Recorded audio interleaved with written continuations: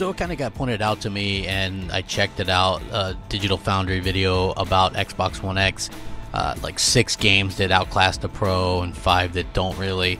And I found it interesting, you know, like it's one of those things where people expect me to get all flipped out about it and stuff.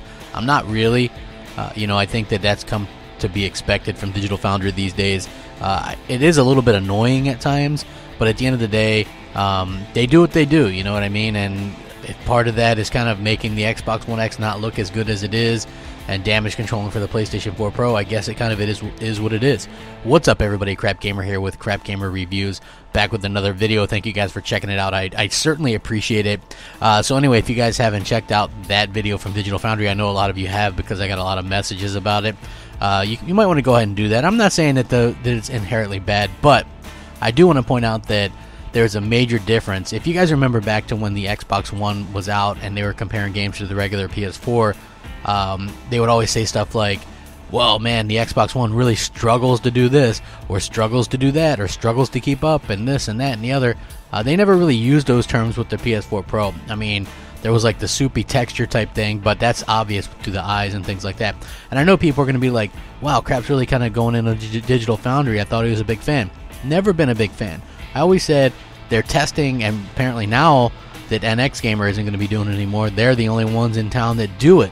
So, you know, they test stuff. If they were just to test stuff, that'd be one thing. But the fact that they kind of interject and then give their 2 cents, like, well, you know, the PS4 Pro holds up extremely well, especially at a normal sitting distance or whatever. Like, we never heard anything about sitting distances with the original Xbox One. It was always just crap.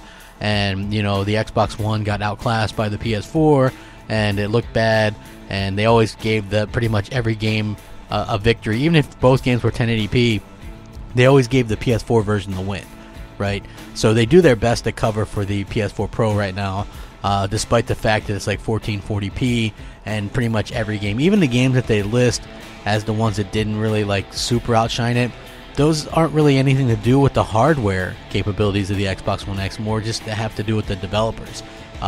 This could be a problem for Microsoft going forward if developers do a half-assed job with the games that they're actually updating. Hopefully, that's not going to be a problem, because these are like older games.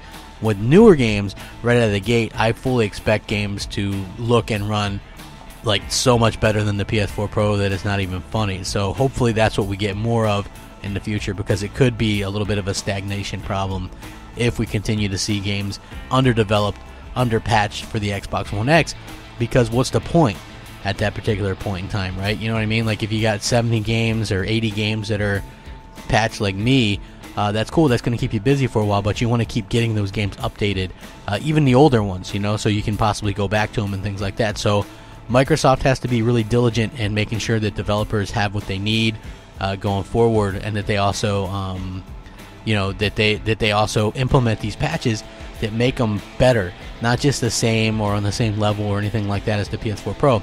Because having two things the same when they're clearly not the same hardware is a bit ridiculous, and it's holding back the Xbox One X. So do what you can with the Xbox One X. It's a little bit unfortunate to see that, you know, like, there's only 11 games and only 6 out of the 11 are better. That's not a good percentage in my opinion.